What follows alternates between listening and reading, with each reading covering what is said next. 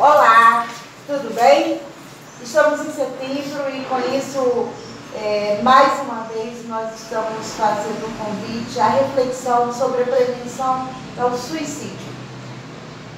Esse tema, basicamente, é discutido em setembro, muito mais intenso, mas o nosso convite hoje é para que possamos conversar sobre esse assunto de janeiro a janeiro.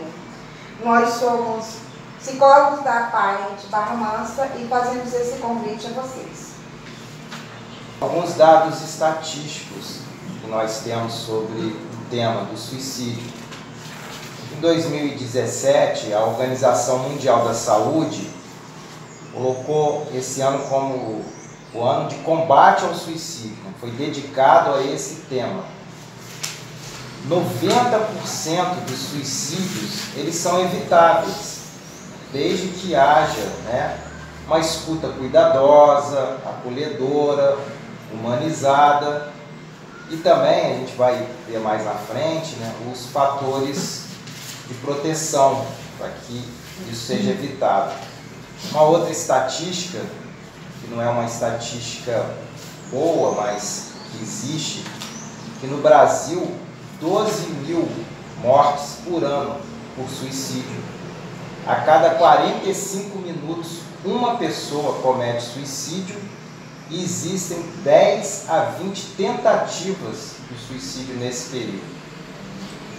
Então, Socorro, quais são os sinais de alerta para o suicídio? Diante dessa triste constatação, Rogério e Cláudia, a gente precisa ficar atento e realmente conversar de janeiro a janeiro sobre suicídio. Para que a gente possa conversar, é importante que vocês e todos nós possamos estar empoderados da informação. Alguns sinais de alerta são imprescindíveis e muito mais possíveis de ser identificados. A mudança repentina de comportamento, a alteração de humor, o isolamento, seja social, seja familiar, e tem muitas pessoas também que são acometidas pela alteração do sono, do apetite também. Agora, isso é possível de ser observado, esses sinais de alerta são possíveis de ser observados, mas não é tão simples muitas vezes. É preciso a gente ficar atento às pessoas que estão dos nossos lados, no nosso convívio, no trabalho, em casa, na rua.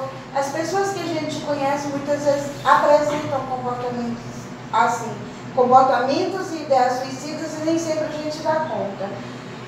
Nem sempre elas dão bandeira, mas algumas dão bandeiras que são os sinais verbais. Os sinais verbais são aquelas frases meio soltas, como se não tivesse nada a ver, mas que são importantes da gente ficar atento a essa escuta, do tipo, a vida não é mais interessante, nada está bonito, nada está bom, eu detesto meu trabalho, eu detesto a minha família, se eu morrer hoje não vou fazer falta para ninguém. Então, essa desimportantização de tudo, essa desimportanização de todos, é muito importante que a gente fique bem atento a isso, porque são os sinais de alerta mais simples que a gente coloca aqui para vocês. Os sintomas, eles também são muito presentes nas pessoas com algum tipo de comprometimento psíquico. Evidentemente, nós da saúde mental acreditamos que ninguém tente suicídio ou tenha ideias suicidas pura e simplesmente. Elas, com certeza, quando chegam a esse ponto, elas têm um adoecimento e muitas vezes são pessoas que também já têm transtornos, E aí a gente está falando de alguns sintomas que são muito comuns nos transtornos psíquicos, como a ansiedade de maneira exacerbada, a instabilidade, que aí eu falei lá na frente no sinal de alerta, alteração brusca de humor, Então a instabilidade, você nunca sabe com quem você vai se encontrar. A impulsividade, que o impulso é uma coisa muito presente nas pessoas com ideias suicidas e comportamentos suicidas também, Muitas vezes já é sabido pelos os peritos, né, médico-legistas, de que quando fizeram a perícia nas pessoas, né, que cometeram suicídio, pelas feições, né, pela face, era visto um sofrimento, uma face de arrependimento, né, de desespero, o que eu fiz. Né? Então, às vezes, por impulso, vai a fundo. Por isso é importante nosso alerta estar ligado o tempo inteiro, estarmos atentos o tempo inteiro. Principalmente para aquelas pessoas que demonstram desesperanças. Né? Quem tem adoecimento psíquico não tem esperança de vida melhor, de coisas melhores. E é por isso que a gente sempre coloca também ficar atento, gente. Quem tenta suicídio não quer acabar com a vida. Quem tenta suicídio quer acabar com a dor psíquica, que dói muito. Agora, é importante, diante de sabermos tanto os sinais de alerta como os sintomas, é muito importante a gente entender. Todo mundo pode acontecer isso? Pode, Rogério, todo mundo? Ou existem fatores que são de maior risco? Então, tem os fatores de risco principais para essa situação. A idade de 14 a 24 anos, né? São pessoas bem jovens que têm como característica, né, as pessoas jovens estão nesse momento, né, de mudança, né, principalmente os adolescentes. E aí tem essa questão da identidade, tem a questão de pensar no futuro, como que vai ser o seu futuro, tem a questão da carreira, o que a pessoa vai fazer. Então essa é uma idade bem problemática para essa situação. Tem a questão de gênero, os homens cometem mais suicídio, principalmente os jovens, né, conforme a gente falou aqui, na idade, 14 a 24, e os idosos acima de 70 anos, também é um fator de risco. É só um parênteses, assim, né? O Rogério está falando que os homens cometem mais suicídio. E a gente tem também um dado que fala das mulheres, que as mulheres elas tentam mais o suicídio, né? Elas vão tentar mais vezes. Ela tenta a primeira vez, a segunda e na quarta vez, às vezes acontece o ato, né? Então isso dá uma margem, né? Uma diferenciação também do comportamento, né? Do homem para a mulher. Principalmente porque dentro desse aspecto, Cláudia, entra a questão os homens tentam, e quando eles tentam menos, mas eles tentam de maneira muito mais letal, usando formas mais letais do que as mulheres. As mulheres têm mais tentativas e os homens mais suicídio. Quando a gente se refere a suicídio, a gente já se refere à questão da morte. Tentativa, a gente está falando ainda desse sofrimento em andamento. E também a gente tem uns grupos sociais, onde aqueles grupos em situação mais vulnerável também se tornam um fator de risco. Jovens vítimas de bullying, né, que é algo que tem acontecido muito, a gente tem visto muito isso acontecer. Uma série de fatores, diversos tipos de bullying, isso também acarreta fator de risco. Os transtornos mentais, né, esquizofrenia, a depressão, transtorno bipolar. E tem um outro aspecto também, que é aquelas pessoas que vivenciam na família alguém que já cometeu suicídio, ou alguém muito próximo dessa pessoa, pode ser, né, um namorado, um amigo muito chegado, alguém, né, bem próximo que também cometeu suicídio, e isso também se torna para aquela pessoa um fator de risco. É verdade. Não quer dizer, evidentemente, que se tem um parente na família, né, Michele, Cláudia, vai ter suicídio repetido. No momento em que a gente tem essa luta de alertar, nós podemos prevenir, né? Nós podemos cuidar. E aí da prevenção a Cláudia vai falar daqui a pouco. Nós queríamos chamar a atenção, dentro ainda desses sinais que o Rogério acabou de apresentar, a gente tem desses fatores, né? A gente tem uma questão atual, que é a questão da rede social. E nós somos muito favoráveis da rede social como integrativa, como um momento de agregar conhecimentos, agregar, fazer amizades, né? Mas tudo de uma maneira comedida, porque o que nós observamos é um adoecimento psíquico muito forte, né? De pessoas com uso abusivo das redes sociais. E esse uso abusivo, ele, além de todos os danos que tem neurológicos também, já constatados, ele tem também dentro das questões psíquicas e nas questões emocionais. E no que diz respeito às questões de suicida, uma das características maiores que a gente fala é a desesperança, a falta de sensação, a sensação de que não se pertence a nada nem a ninguém, né? Essa sensação de não pertencimento, essa sensação de que nada vale a pena, nada é bom na pessoa, quando ela vai para a rede social, o que é chamado, o que é publicado o tempo inteiro são pessoas felizes o tempo inteiro, pessoas que estudam muito bem, pessoas trabalhando muito bem.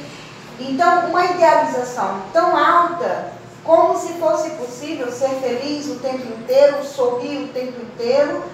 E para quem já está fragilizado, certamente isso só ajuda a desconectar ainda mais com a questão da esperança, né? Então não há problema o uso, o problema é quando o uso é abusivo e nocivo. A idealização dos artistas, né? Por exemplo, os artistas vivem bem, são bonitos, não sei o quê, ou muitas vezes também a questão da identificação com os artistas. Eu vou morrer como meu herói, fulano, né?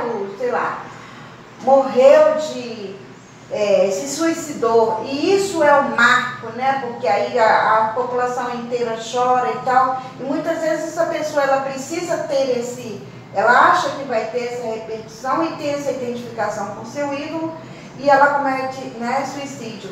Só que muitas vezes os próprios artistas, né, muitos famosos que se suicidaram, eles têm um histórico de transtornos mentais, né, muito sérios, que são camuflados de alguma maneira, né, pela vida que levavam, mas que tem também. Então, um cuidado muito grande com o uso abusivo de internet, especialmente com o momento de desenvolvimento mais frágil, que é a adolescência e a infância.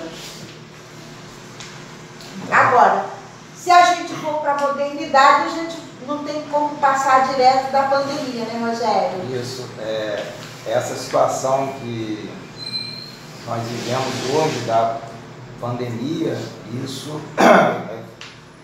teve um foco, né, nessa questão da saúde mental muito forte. As pessoas, pela questão do isolamento, da quarentena, muitas pessoas sofreram e outras ainda vão sofrer na saúde mental, não só na saúde física.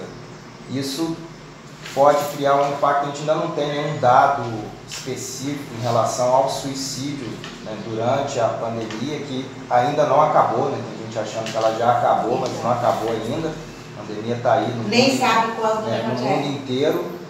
Então, mas de certa forma afetou pela, né, solidão. Muitas pessoas ficaram sozinhas, né, se sentiram sozinhas, né, e aí ficaram sem esperança, desamparadas, se sentiram desamparadas nesse momento. E a saúde, né, o serviço de saúde também sofreram com essa questão, algumas restrições dos locais, né, onde as pessoas iam para algum tipo de atendimento. Isso também houve uma restrição, às vezes as pessoas só no caso de emergência. Então isso está causando um impacto na saúde mental, e a gente ainda não sabe, mas pode ser que impacte na questão do suicídio. Depois a gente vai saber, né, os dados mais específicos em relação a isso. E aí a gente também, por conta disso, nós temos os fatores, como eu falei lá no início, da porcentagem, né, do suicídio que possa ser evitado. A gente tem 90% os fatores de proteção, E o fator de proteção, né, acho mais importante são os vínculos que são criados pela pessoa. E esses vínculos estão relacionados ao vínculo familiar. A família está o tempo todo ali dentro da família. E a família, a gente sabe que existem conflitos também dentro da família, né, com certeza, mas... O que também é natural. É, natural, mas uma boa parte serve como proteção, né? A família está ali e a família não é aquela família de só o pai, a mãe, né? A família são outras pessoas, né? Pode ser os avós, os tios, quem faz parte, esse vínculo, então esse vínculo é importantíssimo. As redes de apoio, que podem ser as organizações, tanto governamentais quanto não governamentais, que podem ajudar nesse momento. A própria comunidade que a pessoa vive, né, o local que ela vive, ali, os vizinhos podem colaborar. Os amigos, né, os amigos também são muito importantes nesse momento para poder ajudar a conversar, tentar mostrar um outro caminho. E também o trabalho, porque a pessoa, ela está ali, trabalho seja de qual for, ela está se sentindo produtiva, né? Está se sentindo útil, então isso também ajuda nesse aspecto da proteção. Amparada, né? Você falou lá no início, né, Rogério, da necessidade desse amparo, desse acolhimento, dessa escuta cuidadosa. E às vezes no trabalho a gente tem esses vínculos que são muito mais fortes, né? E aí a gente entra, né, dentro disso que vocês estão pontuando, desses vínculos, né? A gente começa a falar um pouco da prevenção. E a prevenção, ela passa, né, por esse caminho, né? A princípio, assim, a gente tem que pensar se é possível prevenir o suicídio. Será que é possível? E aí, quando se fala dos vínculos, né, o vínculo afetivo com família, com trabalho, esse pertencimento, né, em comunidades, na própria família, ele por si só já é uma ajuda muito grande para as pessoas. E pensar dessa forma já é uma prevenção. Só que a prevenção, ela vai para além. Né? A prevenção, ela vai para além desse comportamento do ato em si, né? Pensar numa prevenção é pensar também como oferecer para as pessoas a possibilidade de enfrentamento. Enfrentamento do quê? Do seu dia a dia, das dificuldades, né? Por tudo isso que a gente já colocou aqui. Então, assim, as pessoas precisam estar em locais que elas serão acolhidas, que elas serão escutadas. E nesse sentido a gente tem, de uma forma geral, né, no país, vamos colocar assim, a gente tem lugares que recebem essas pessoas. Mas antes disso, a gente também precisa pensar em políticas, né, em políticas públicas também, que possam estar oferecendo e que possam também estar pensando junto e construindo junto, não só com a saúde, com a educação, no âmbito social, familiar, estratégias, né? A gente tem a Organização Mundial de Saúde, que já tem diretrizes, junto com alguns países, que já oferecem, né, técnicas para poder trabalhar, para poder lidar com essa questão do suicídio. Alguns países já estão mais avançados, né? Aqui no Brasil a gente tem essa campanha, né, do Setembro Amarelo, que não é só o setembro, né? Falar do suicídio, conscientizar as pessoas, sensibilizar as pessoas é uma forma de prevenção também. O Rogério estava colocando, e a Socorro também estava colocando, uma dos sintomas, né? Então, assim, tem as pessoas que apresentam questões de ordem psiquiátrica, né? Que tem um sofrimento psíquico, que tem algum transtorno, e o que acontece? Essas pessoas, geralmente, existe em torno, né, da doença mental, existe um estigma. Então, as pessoas acabam não chegando, elas não procuram um tratamento adequado. Então, uma forma também de prevenção é encorajar essas pessoas que já têm algum sofrimento psíquico a procurarem ajuda, né, nos locais que são apropriados para elas, para tratamento, né, da doença mental. A prevenção também, ela passa, né, como ajudar a pessoa.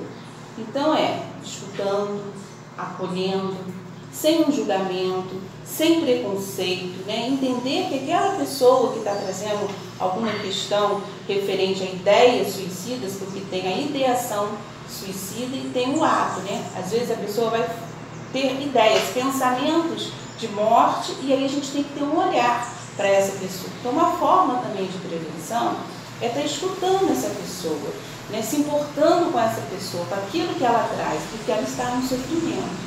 E tentar, na medida do possível, encorajar e buscar os vínculos, né? Como já foi falado anteriormente.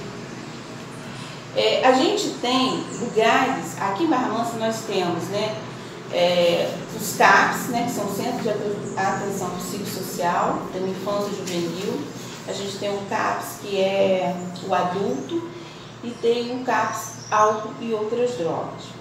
Os CAPs, eles são espaços para o acolhimento de pessoas que apresentam ideação, até a criança, né, a criança, o jovem, eles têm esse espaço que é o CAPSI, que falam, né, que tem esses comportamentos que já foi falado anteriormente. Então é um lugar de acolhimento, tanto para a pessoa que está em sofrimento psíquico, que pode ter essa ideação suicida, tentativa de suicídio, como também para as famílias. Então é um lugar de apoio que elas podem estar procurando, né? A gente tem também ambulatórios aqui em postos de saúde, com psicólogos, psiquiatra também, serviço social. Esses são serviços essenciais e que ajudam, que apoiam, que acolhem as pessoas que estão em sofrimento. E tem também o CVV, que é o 188, né, que funciona 24 horas, onde as pessoas também podem estar procurando ajuda. E aí, assim, eu acho que para o suicídio, né, o tema suicídio, ele é muito complexo, né? Ele é um tema difícil. E a campanha, ela vem também trazer um pouco disso para a gente, né? Da gente estar pensando e discutindo, não só no mês de setembro, mas está levando também falar de suicídio, falar de sentimentos, falar desses pensamentos que atormentam, né? Levar essa fala para dentro de casa, para o ambiente de trabalho, e até em roda de conversa com os amigos. Isso também é uma forma de prevenção, a gente poder falar. Vencer esse medo que a gente tem de falar de suicídio, porque só a palavra suicídio, ela parece que ela trava, né? A gente precisa vencer esse medo e começar a falar. Para quê? Para que as pessoas se sintam acolhidas. Para quê? Para que elas possam chegar nos lugares de acolhimento, onde elas serão atendidas. E a gente, pensando dessa forma, né, a gente consegue evitar, porque o suicídio, a gente pode evitar muitos casos, outros, infelizmente, a gente não vai conseguir fazer isso. Mas um caminho para a prevenção é esse, né? É a gente poder falar. Então, assim, só para finalizar, eu queria dizer que pessoas que estão em sofrimento psíquico, né, que estão, né, familiar, parente, amigos, que não tenham medo, que procurem ajuda, porque tem ajuda. Então, assim, se não conseguir chegar num profissional, chegue a pessoa mais próxima, de confiança, essa pessoa com certeza vai estar ajudando, né? Eu acho que a gente pode tentar, acho que a nossa função também é um pouco essa, né? De falar para as pessoas procurar ajuda, né? Porque ficar com o sofrimento psíquico dói muito e pode realmente levar a um ato. Mas a gente tem como evitar, falando disso e procurando ajuda adequada. E só lembrando, né, Cláudia, porque tem uma estigmatização também de que quem cometeu suicídio ou quem tem ideias suicidas é alguém com falta de fé, falta de Deus. Não é falta de Deus, né? Deus, com a sua onipotência, está para qualquer um, para todo mundo, em qualquer lugar.